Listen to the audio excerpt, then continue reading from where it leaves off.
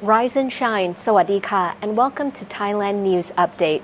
In today's news, death toll from Super Typhoon Rai in the Philippines exceeds 100 people. 5 new cases of the Omicron COVID-19 variant have been identified in Phuket.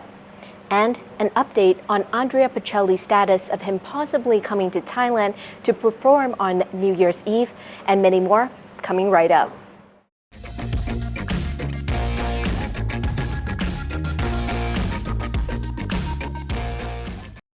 Starting today with an emerging human tragedy, as at least 169 people have been killed by Typhoon Rai.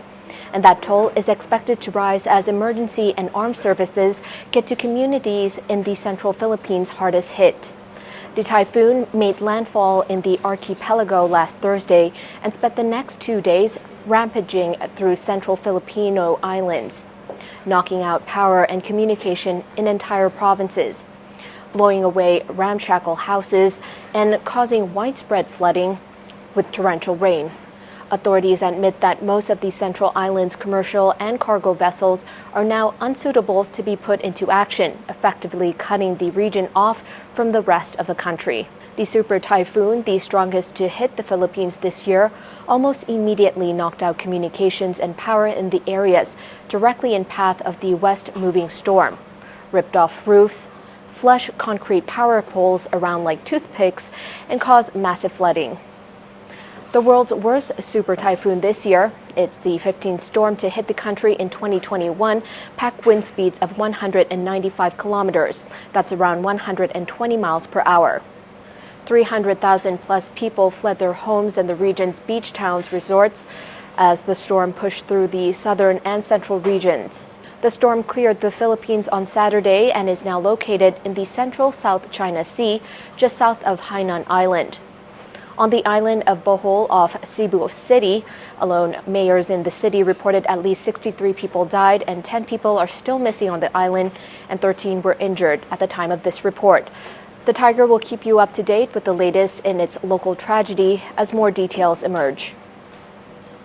In the wake of Thailand's Minister of Justice initiating a royal pardon for many people convicted of corruption, drug trafficking, as well as other serious crimes, NIDA polled 1,317 people and found overwhelming opposition to the pardons. Asked, should prison sentences be reduced for people who are convicted of corruption? 50% said no, they shouldn't, but another 20% said they should.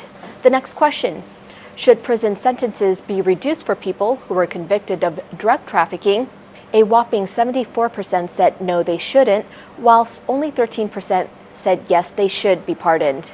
And finally, should prison sentences be reduced for people who were convicted of serious crimes like rape and murder?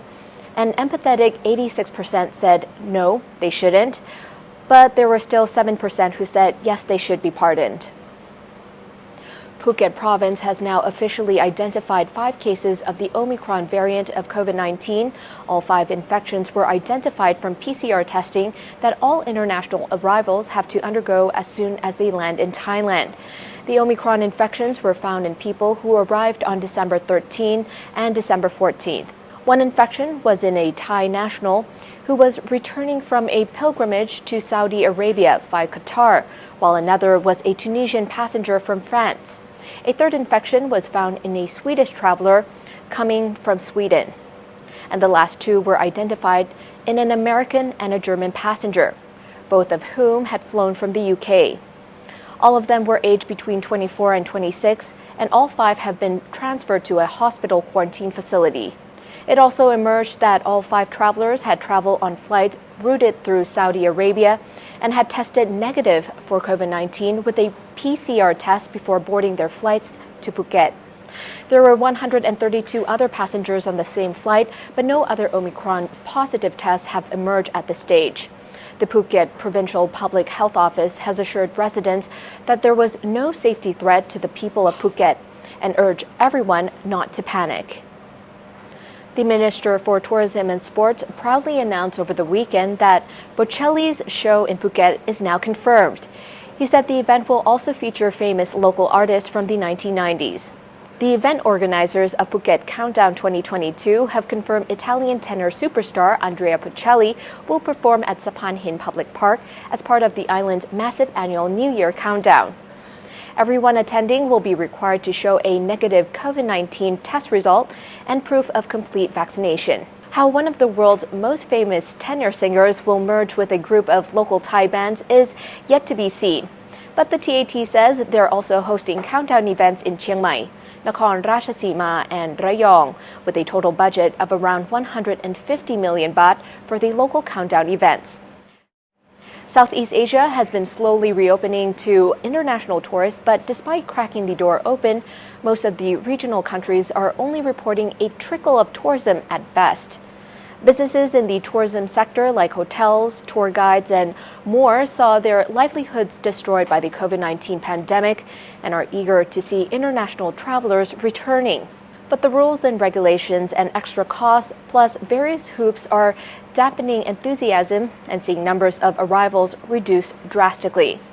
Now, with the emergence of the Omicron variant, governments and authorities and potential tourists remain uncertain of what new restrictions and closures might take place.